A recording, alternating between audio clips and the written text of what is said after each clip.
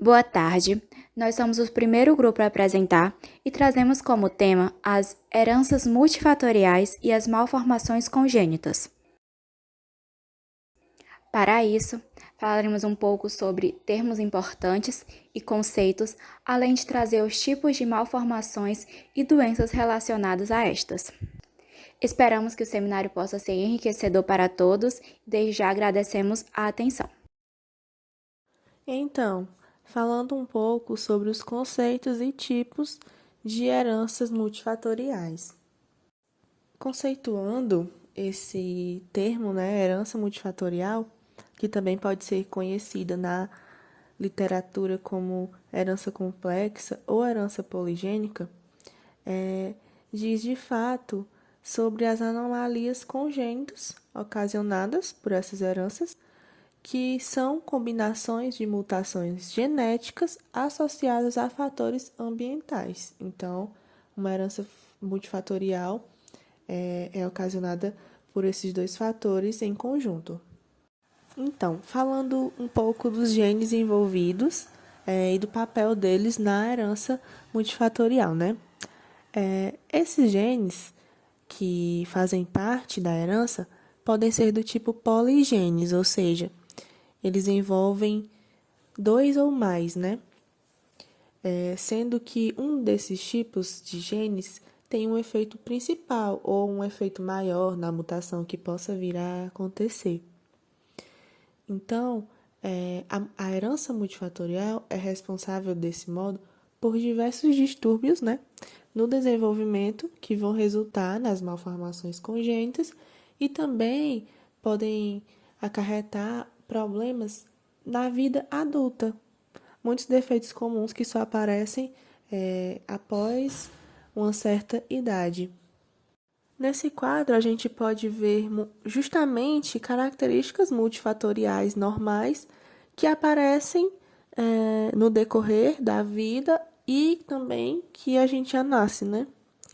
Como, por exemplo, a altura, a cor dos olhos, a cor do cabelo, da pele, as impressões digitais, a nossa inteligência, a linguagem, o modo de se expressar, a personalidade, o peso, a pressão sanguínea, né, que depois pode vir a se tornar numa hipertensão, tá bom? Já nesse quadro, a gente vai ter exemplos de características patológicas advindas dessas heranças multifatoriais. Vão ser apresentadas com uma idade não estipulada, pode variar a sua manifestação. Qualquer idade pode aparecer, mas também aparece na vida adulta, mais especificamente. E aqui nós vamos ter algumas doenças ocasionadas por malformações congênitas. Vou citar algumas aqui, porque são muitas, para não me prolongar no tempo. Temos os defeitos do tubo neural, anencefalia com ou sem espinha bífida, encefalocele, espinha bífida, hidrocefalia, que é o aumento do tamanho do crânio advindo de um acúmulo de líquido, microcefalia, temos malformações cardíacas, né, como, por exemplo, as cardiopatias congênitas, que são defeitos, né, na estrutura ou no desenvolvimento, né, do coração.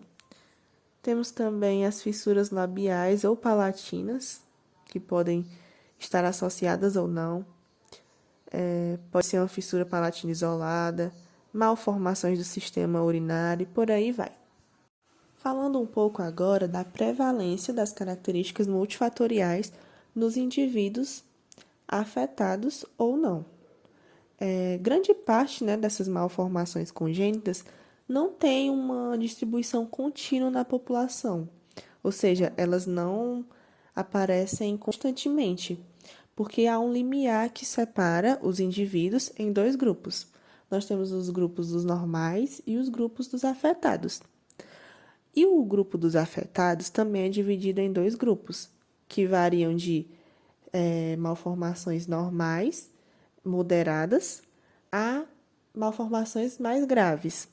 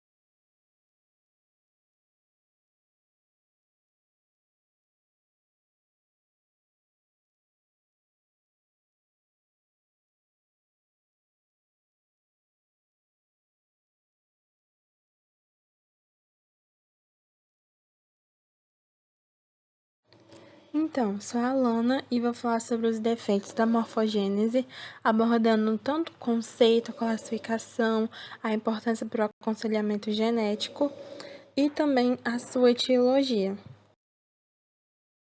A malformação congênita, ela é qualquer tipo de anomalia estrutural que possa ocorrer em um embrião, feto ou até mesmo recém-nascido. Ou seja, o bebê ele já nasce com essa malformação congênita. Agora eu vou falar sobre a classificação dos principais defeitos da morfogênese. A malformação ela é um defeito morfológico primário ou intrínseco. Isso significa que o potencial de desenvolvimento do órgão ele era normal desde o início e pode ser afetado tanto um órgão ou a parte dele, ou também uma região maior do corpo. A maioria das malformações congênitas envolve apenas um órgão e mostra herança multifatorial, que foi o que a Luma já explicou. As malformações congênitas mais comuns são as que envolvem o sistema nervoso central, o cardiovascular, o esquelético e o geniturinário. No sexo masculino, as mais frequentes são estenose pilórica, fissura labial, podendo ser associada ou não à fissura palatina, talipes equinovários e malformações cardíacas. Já no sexo feminino, as de maior frequência são a anencefalia, com ou sem espinha bífida, deslocamento congênito do quadril, fissura palatina isolada, talipes calcaneus vagos e talipes metatarso-vários e pé postural. Diferente da malformação, a disrupção ela é um defeito morfológico que é considerado secundário ou extrínseco, pois esse defeito morfológico ele é causado por uma interferência extrínseca em um processo de desenvolvimento originalmente normal, enquanto que a malformação ela era normal desde o início. Como vocês podem ver na imagem, um exemplo da disrupção é o efeito que a gente vê no desenvolvimento dos membros, quando uma banda amniótica, banda ou filamento do amnion, ele se enrola ao redor do antebraço ou dos dedos do bebê e causa uma espécie de amputação. É importante salientar também que a disrupção não é hereditária, mas os fatores genéticos podem predispor um indivíduo a esse evento. Por exemplo, uma pequena fração das bandas amnióticas é causada por um defeito do colágeno, geneticamente determinado, que enfraquece o amnion e torna ele mais suscetível a uma ruptura espontânea, por exemplo. Agora falando sobre a deformação, ela é uma forma, uma posição anormal de uma parte do corpo causada por forças mecânicas, que podem ser extrínsecas ou intrínsecas. No caso das extrínsecas, podem ser resultantes de pressão intrauterina, e no caso das extrínsecas, pode ser, por exemplo, por imobilidade fetal, devido a algum defeito no seu sistema nervoso. A correção ou eliminação dessas forças pode levar a uma normalização do desenvolvimento e a deformação, em geral, ela ocorre tardiamente na gestação e ela pode ter um bom prognóstico com um tratamento adequado. Por exemplo, nessa imagem, a gente tem o pé torto. O uso da tala, ele pode corrigir, já que o órgão ele é estruturalmente normal.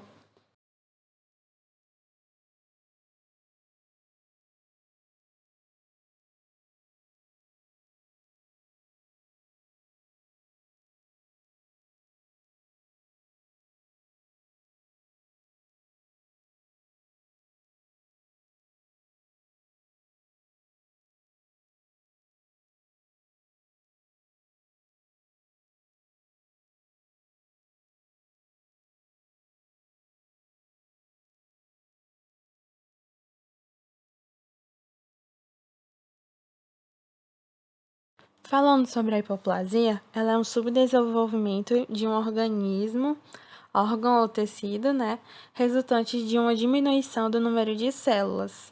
O exemplo que eu trouxe aqui foi da hipoplasia do coração esquerdo, que ela é formada, na verdade, por uma série de anomalias cardíacas que resultam no subdesenvolvimento das estruturas do lado esquerdo do coração.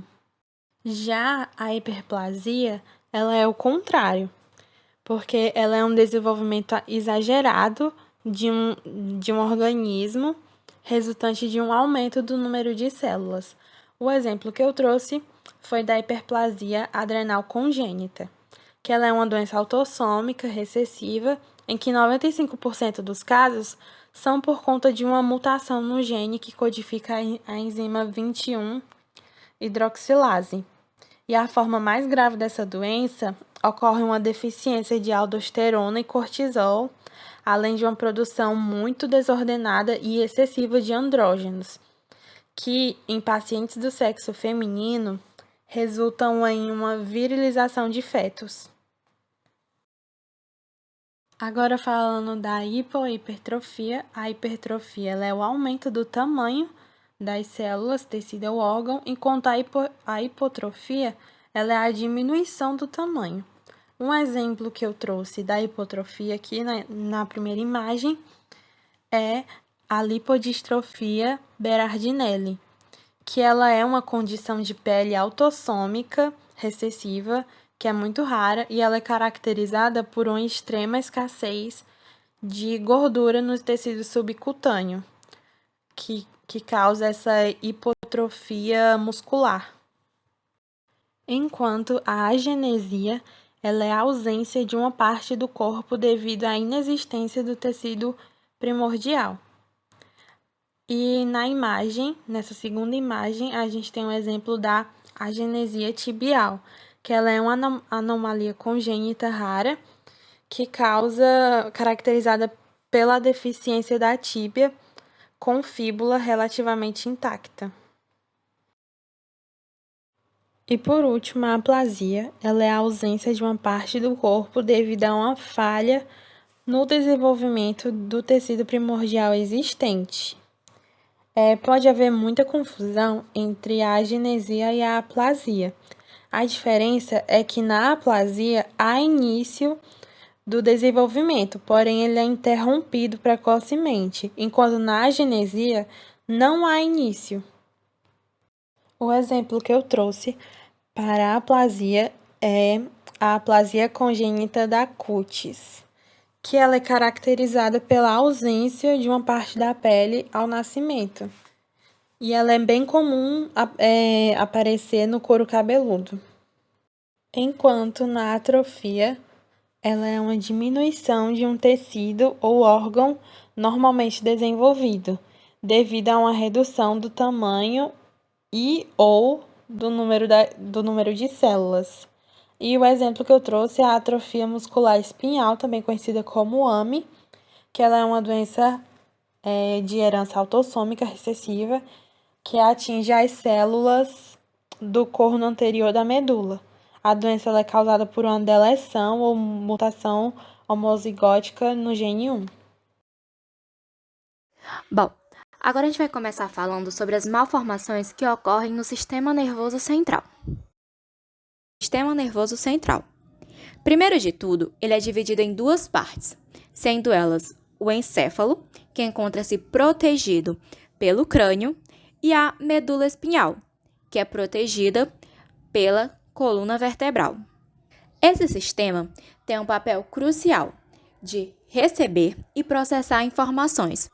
Esse processo envolve uma série de mecanismos complexos e altamente delicados. Por esse motivo, todo e qualquer problema que resulte em alterações nesse sistema acabam sendo muito prejudiciais para o bom funcionamento do nosso corpo, porque é ele responsável por controlar nossas funções. Como já foi apresentado, as malformações congênitas se referem a anomalias que podem ser de caráter funcional ou estrutural que ocorrem durante a formação do feto. Estas podem ocorrer durante qualquer momento da gestação. Quando nos referimos especificamente às malformações que ocorrem no sistema nervoso central, estamos nos tratando de um problema de saúde pública infantil muito sério, pois Além das complexidades desse sistema que já foram citados, estamos nos referindo a uma das principais malformações congênitas presentes no Brasil e em todo o mundo. As malformações do sistema nervoso central podem ser divididos em diferentes grupos a depender do sistema acometido por essa malformação. O primeiro grupo que podemos citar é referente aos defeitos do fechamento do tubo neural, que eu não vou entrar em muitos detalhes, pois será apresentado mais à frente no seminário. Outro grupo é o dos defeitos da vesícula proencefálica, que podem ter como consequência a agenesia do corpo caloso, que é uma doença resultado da má formação das fibras nervosas dessa estrutura, que acaba prejudicando as trocas sinápticas, podendo causar ainda a arinencefalia ou a holoproencefalia, que são achados clínicos tidos na síndrome de Patau. O terceiro grupo a ser citado são das malformações do tronco e do cerebelo. Podendo citar aqui a malformação de Chiari, onde o cerebelo, que deveria estar completamente na parte infero-posterior do crânio, juntamente com o tronco, acaba tendo parte dele localizada abaixo do forame magno. Esse quadro clínico acaba levando a problemas na circulação do líquido céfalo-raquidiano, que deveria envolver todo o sistema nervoso central, levando a séries de sinais e sintomas que normalmente começam a aparecer com maior frequência na vida adulta. Entre essas classes, nós podemos ainda falar sobre as falhas da neurogênese, citando agora uma doença que já foi muito comentada aqui no nosso país há alguns anos atrás, que é a microcefalia. Neste quadro clínico, nós encontramos uma malformação no desenvolvimento do cérebro, que acaba resultando numa cabeça um pouco menor do que as dos demais bebês. Entre as causas para essa doença, nós podemos citar infecções, como foi o caso do Zika vírus, desnutrição ou exposição a alguma toxina que possa acabar prejudicando a formação do cérebro do bebê. Por fim, nós podemos citar as hidrocefalias congênitas, que ocorrem por meio de um acúmulo de líquido nas cavidades internas do cérebro. Este acúmulo de líquido é responsável por exercer uma pressão na estrutura cerebral, que acaba levando a danos. Lembrando que essa doença, a congênita, é encontrada nos bebês, mas ela pode ter também resultado na vida adulta, estando presente em faixas etárias mais elevadas no caso dos idosos. Assim como as demais síndromes, estas também fazem parte de um conjunto entre fatores genéticos e fatores ambientais, onde esses podem acontecer tanto de maneira isolada como em conjunto. Por exemplo, uma mãe que já apresenta alelo para uma determinada doença pode acabar passando para o seu bebê, gerando a malformação congênita resultado dessa herança cromossômica. Por outro lado, um fator ambiental, como, por exemplo, o contato com um vírus, trazendo aqui o Zika, por ser mais conhecido, para exemplificar, pode acabar resultando nessa malformação congênita do bebê. E a mãe não tinha um fator genético, mas acabou sendo influenciada pelo ambiente. Isso não se restringe apenas a infecções causadas por vírus.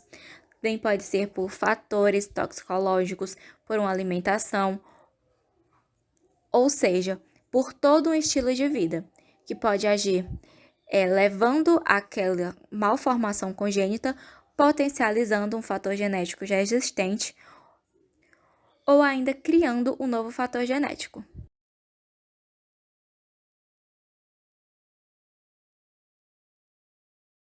Quando tratamos de números, cerca de 21% das malformações congênitas envolve o sistema nervoso central, sendo esta a malformação mais frequente em todo o mundo. Além disso, ela nem sempre vem isolada, podendo vir de uma combinação de outras malformações deste ou de outros segmentos. Outro número importante são as taxas de aborto, pois cerca de 20% das gestações combinantes com a malformação do sistema nervoso central acabam resultando no aborto. Já a grande parte dos 80% que conseguem encaminhar a gestação acabam tendo uma baixa na expectativa de vida devido à síndrome causada por essa malformação ou morrendo logo após o parto. No Brasil, nós contamos com o Sistema de Informação sobre os Nascidos Vivos, o SINASC, que é alimentado pela Declaração dos Nascidos Vivos. Este é o principal campo de preenchimento para informações sobre a presença e a prevalência das malformações em recém-nascidos, não apenas do sistema nervoso central, mas de forma geral. Desta forma, com tudo que foi apresentado, nós vimos a importância do diagnóstico precoce, ainda durante os primeiros momentos da gestação, a fim de gerar um prognóstico mais eficaz. Sendo esse diagnóstico dividido em duas etapas.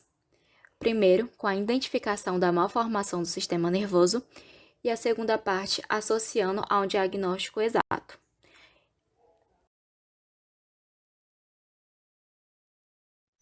Como dito anteriormente, um dos tipos de malformações do sistema nervoso central é o defeito do fechamento no túbulo neural. Essa malformação é muito frequente e ocorre devido a uma falha no fechamento adequado do túbulo neural ainda no período embrionário. Em resumo, os defeitos congênitos constituem um grupo de distúrbios que começam bem no início da gravidez. Ocorrem durante a 4ª semana da embriogênese e afetam o desenvolvimento do embrião, provocando complicações de gravidade variável durante toda a vida. Para entendermos melhor como as patologias oriundas desse defeito ocorrem, é importante sabermos como se dá a formação do túbulo neural. Bem, logo nas primeiras semanas de gravidez, forma-se no dorso do feto um sulco cujas bordas vão se unir, formando assim um tubo, que dá origem ao cérebro, à medula espinhal, aos tecidos e aos ossos circundantes. Esse processo de fusão do tubo neural, em geral, está completo antes mesmo que muitas mulheres percebam que estão grávidas. E normalmente, como dito anteriormente, o cérebro e a medula espinhal estão imersos no líquido cefalorraquiano e são revestidos por camadas de tecido chamadas meninges, certo? Além disso, o cérebro é protegido pelo crânio e a medula espinhal pela coluna vertebral. Porém, nos efeitos do tubo neural, há uma ou mais falhas nessa proteção, como podemos observar no círculo vermelho apontado na imagem. Isso pode afetar o desenvolvimento de partes do sistema nervoso central e também de suas funções. A malformação do tubo vai trazer inúmeras complicações para o bebê que está sendo gerado. Isso porque pode desenvolver lesões nervosas, dificuldades de aprendizagem, causar paralisia e até levar à morte. Em relação ao diagnóstico, ele pode ser feito antes do nascimento e vai se basear em um exame de sangue, exame de líquido amniótico ou de ultrassom. Após o nascimento, os médicos fazem um exame físico e podem fazer outros de imagem. Embora apresentem etiologia heterogênea, a maioria dos casos é atribuída à interação entre vários genes e fatores ambientais. E o curioso é que estudos demonstram que parentes de primeiro grau possuem um maior risco de obterem um mau fechamento do que parentes mais distantes. E não se sabe a causa desses defeitos. Alguns medicamentos, como o ácido valproico, doenças como diabetes, carência de ácido fólico ou de vitamina B12 na época da concepção, estão associados a um aumento de risco. A anencefalia é a apresentação mais grave de um defeito do tubo neural. Isso porque o feto não desenvolve o encéfalo e nem a calota craniana. O cerebelo e a meninge são reduzidos e, em grande parte dos casos, o tecido cerebral fica exposto. Essa malformação compromete partes importantes do cérebro, que são responsáveis pela visão, audição, coordenação de movimentos e pensamento. O grau de lesão pode variar de feto para feto, e o problema pode ser detectado nas primeiras semanas de gestação. Por ser considerado uma patologia incompatível com a vida, quando a criança sobrevive ao parto, normalmente o prognóstico é ruim, porque essa patologia compromete as funções vitais. O diagnóstico é dado por meio de uma ultrassonografia e, infelizmente, não existe tratamento médico, nem quando diagnosticado no início da gestação. A prevenção se dá pela suplementação com ácido fólico 3 meses antes de a mulher engravidar e nos primeiros 3 meses de gestação. anencefalia ela atinge principalmente os fetos de origem branca do sexo feminino. E vale ressaltar que essa gestação também apresenta riscos para a mãe, onde o principal perigo é o excesso de líquido amniótico, que faz o útero aumentar de tamanho, perdendo a capacidade de contração, trazendo risco de hemorragia para a mulher. Além disso, em função da má formação do crânio, os fetos normalmente não ficam em posição cefálica, dificultando o parto. A espinha bífida é outro defeito congênito, no qual uma área da coluna vertebral não se forma adequadamente, deixando uma parte da medula espinhal e os nervos espinhais expostos. A prevalência dessa doença no Brasil é de aproximadamente 1 para 1000 nascimentos. Embora a causa não seja conhecida, o risco aumenta diante de níveis baixos de folato durante a gestação. Alguns casos são assintomáticos, outros causam grave disfunção neurológica abaixo da lesão. A espinha bífida pode ser diagnosticada na ultrassonografia pré-natal e após o nascimento a lesão é normalmente visível no dorso e o tratamento costuma ser cirúrgico. Esse defeito congênito pode ser classificado em alguns tipos, sendo os principais a espinha bífida oculta, que se caracteriza pelo fechamento incompleto da coluna vertebral, onde não há o envolvimento da medula espinhal e das estruturas que a protegem. Pode passar despercebida geralmente porque não apresenta problemas neurológicos e é mais frequente na parte inferior da coluna. Já o segundo tipo é a espinha bífida cística, que tem o envolvimento da medula espinhal e de suas estruturas, e pode ser observado uma saliência nas costas do bebê. Esse tipo ainda se classifica em dois outros tipos, que é a meningoncele, a forma mais leve, e a mielomeningoncele, que é a forma mais grave, uma vez que o bebê apresenta problemas neurológicos por conta da falta de transmissão de impulsos nervosos, o que pode provocar um problema de paralisia nas pernas, alterações de sensibilidade abaixo da lesão, problemas de locomoção, incontinência urinária e fecal e também problemas de aprendizagem. Agora iremos compreender um pouco sobre o conceito, as causas, o diagnóstico e o tratamento das fissuras labiais e palatinas. A fissura labial e a fenda palatina, conhecidos popularmente como lábio leporino e goela de lobo, são malformações congênitas de apresentação variável que ocorrem durante o desenvolvimento do embrião. Fissura labial é uma abertura que começa na lateral do lábio superior, dividindo-se em um ou dois segmentos. Essa falha no fechamento das estruturas pode restringir-se ao lábio ou estender-se até os dentes incisivo lateral e canino, atingir a gengiva, o maxilar superior e alcançar o nariz. Na fenda palatina, a abertura pode atingir todo o céu da boca e a base do nariz, estabelecendo uma comunicação direta entre um e outro. No entanto, às vezes essa variação de tamanho é pequena, o que gera algum atraso no diagnóstico. Ainda não se conhecem as causas dessas anomalias que afetam a região orofacial, ocorrendo isoladamente ou em conjunto. Sabe-se, entretanto, que os seguintes fatores de risco podem estar envolvidos na sua manifestação, como os desequilíbrios hormonais, as deficiências nutricionais, radiação, certos medicamentos, álcool, fumo e hereditariedade. Quando o bebê herda um gene causador de fissura da mãe ou do pai, esse componente genético, juntamente com o desencadeador ambiental, pode interferir na formação adequada do lábio e palato, sendo assim resultado da combinação da suscetibilidade genética a fatores ambientais, que ainda permanecem controversos entre os médicos. No entanto, alguns estudos vêm mostrando a relação entre o gene IRF6 e as fissuras orofaciais. Esse gene, denominado fator regulador do interferon 6, é membro de uma família de 9 fatores reguladores de transcrição. A ocorrência de mutações heterozigóticas neste gene é responsável por cerca de 12% das fissuras orais. Este gene é elemento imprescindível para a diferenciação do epitélio oral e participa ainda na determinação de uma adequada adesão epitelial, sendo considerado essencial para o desenvolvimento do lábio e palato. Além disso, medicamentos para HIV e anticonvulsivantes para tratar a epilepsia durante os primeiros 3 meses de gravidez podem aumentar o risco do bebê desenvolver fissura labial. Um estudo realizado no Instituto de Biociências da Universidade de São Paulo levanta a hipótese de que a deficiência na metabolização pela mãe do ácido fólico, vitamina do complexo B, é um dos fatores responsáveis pelo desenvolvimento da fissura labiopalatina no feto. Por isso, prejudica a constituição dos genes fetais, inclusive daqueles ligados à formação do lábio e palato. Mas para que chegue ao embrião, o ácido fólico deve ser ingerido e processado pelo organismo materno, o que depende da estrutura genética da mulher.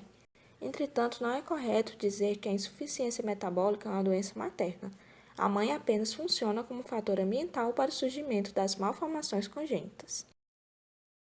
A ultrassonografia tornou possível fazer o diagnóstico das fendas labiopalatinas a partir da 14ª semana de gestação. Em situações mais raras, as lesões podem passar despercebidas por serem pequenas ou pelo bebê estar em uma posição desfavorável no momento do exame. No entanto, grande parte dos diagnósticos continua sendo realizada depois do parto. Nessa fase, o importante é tranquilizar os pais, fornecendo informações sobre as possibilidades de tratamento e esperar a criança nascer. As fissuras labiopalatinas não são alterações de caráter estético apenas.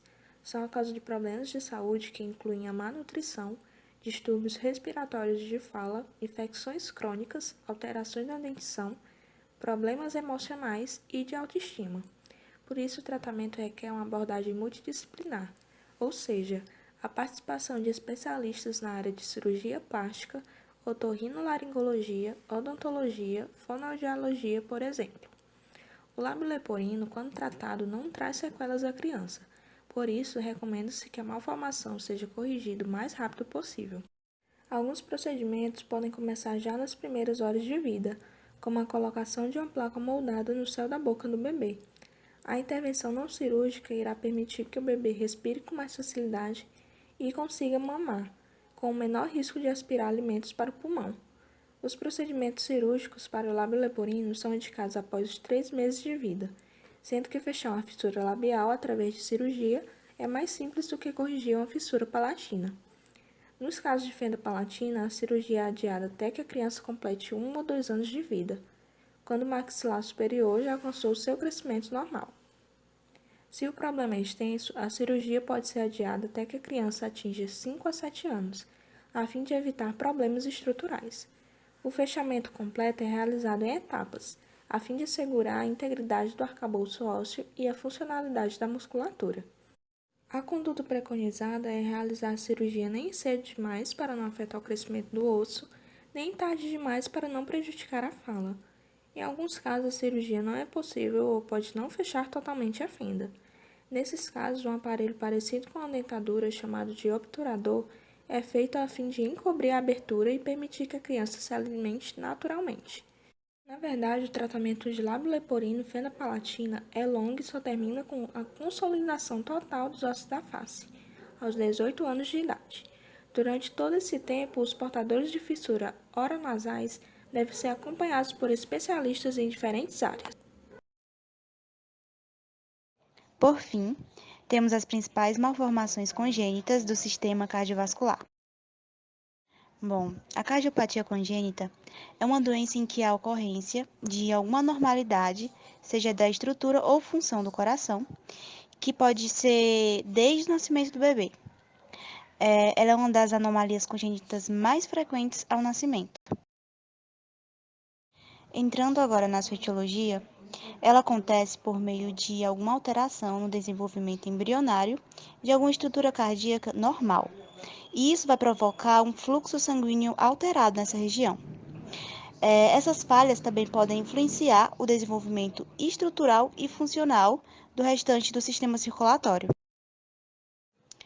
Em pesquisas feitas sobre os defeitos cardíacos, sabe-se que no Brasil, um estudo feito em 2010 estabelece que desde 2001, as anomalias congênitas constituem a segunda causa de morte em crianças menores de 1 ano. Já em outro estudo, estima-se que a cada 1.000 recém-nascidos vivos, RNV, 2 a 10 sejam afetados por alguma malformação cardíaca. a maioria das cardiopatias congênitas são diagnosticadas e tratadas ainda na infância, e com o advento do ecocardiograma fetal, muitas são diagnosticadas ainda na fase uterina. E isso também permite uma programação de uma intervenção logo após o parto. Isso evita o óbito precoce. As principais etiologias dessas anormalidades são de origem tanto genéticas como exposição a algum agente teratogênico. Um agente teratogênico é qualquer substância que, estando na fase presente durante a vida embrionária ou fetal, vai produzir alguma alteração na estrutura ou função da criança em formação. Bom, gente, existem alguns defeitos cardíacos e eu vou falar sobre 3 deles. Que primeiro é o defeito no septo atrial, o segundo é a síndrome de Reichel-Menger e o terceiro é a tetralogia de Fallot. Observem essa imagem do lado para se localizar. A DSA ocorre quando o septo circundo é muito curto para cobrir o forame circundo ou ao contrário, quando o forame circundo ele é muito largo. Aberturas na porção baixa do septo interatrial são chamados de tipo forame primum, e elas são fortemente associadas a algum defeito do canal atrioventricular.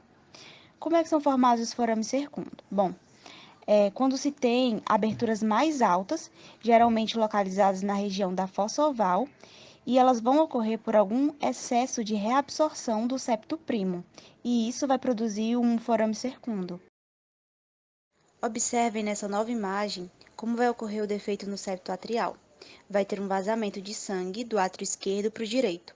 É importante saber que o aumento do fluxo para as câmaras direitas pode levar a um alargamento do átrio e do ventrículo, e ocasionalmente isso vai causar aritmias atriais. E quais são os sinais e sintomas do defeito do septo atrial? Bom, a maioria dos pacientes, eles são assintomáticos, porque eles vão ter uma DSA pequena ou moderada. Mas mesmo os grandes DSAs podem não causar sintomas em crianças pequenas. Quando temos pacientes com DSAs maiores, isso pode desacelerar o ganho de peso na primeira infância e ocasionar, por exemplo, uma intolerância a exercícios, também dispneia, fadiga ou palpitação em pacientes mais velhos.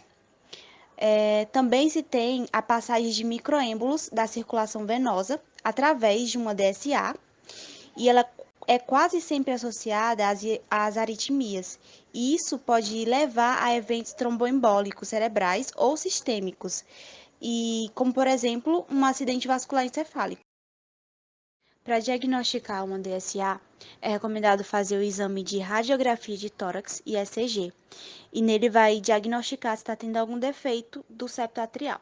Também é recomendado fazer o ecocardiograma fetal, que é um exame de imagens que vai utilizar ondas sonoras para avaliar a saúde do coração do bebê. No tratamento, para crianças assintomáticas, é necessária apenas a observação, porque a maioria dos pequenos defeitos eles vão se fechar até os 3 anos de idade. Para as DSAs moderadas, os defeitos vão se fechar entre 2 e 6 anos de idade. E em casos mais graves, a correção cirúrgica está indicada. Quando anomalias cardíacas, por exemplo, o defeito no septo atrial, não são tratadas, pode-se evoluir para casos mais graves e raros, como a síndrome de Reichel-Menger, que é a forma mais avançada da hipertensão arterial pulmonar, que está associada a algum defeito cardíaco. E essa síndrome ocorre uma elevação da pressão pulmonar em níveis sistêmicos, e ela é causada por alguma complicação ou algum defeito congênito de grandes derivações da esquerda para a direita, sendo eles intra ou extracardíacas não corrigidas.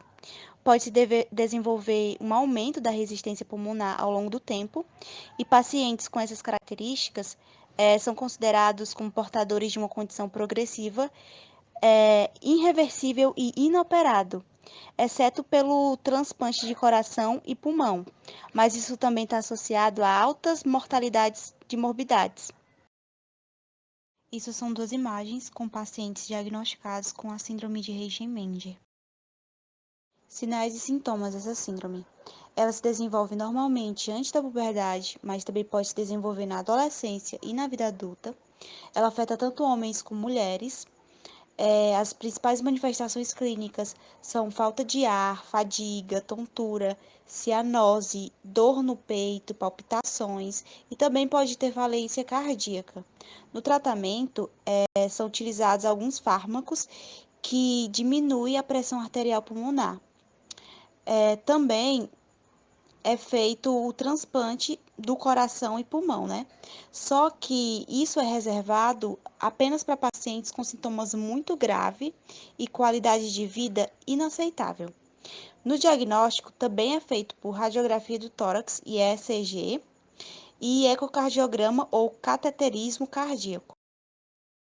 E por último, vamos ter a tetralogia de Fallot, que é uma síndrome que caracteriza-se pela presença de 4 malformações que vão ocorrer simultaneamente. São elas a esteatose pulmonar, defeito no septo ventricular, o deslocamento da aorta e a hipertrofia ventricular direita. E todas essas alterações vão favorecer a um aumento da pressão sanguínea no ventrículo direito, e isso vai resultar em uma hipertrofia do ventrículo direito.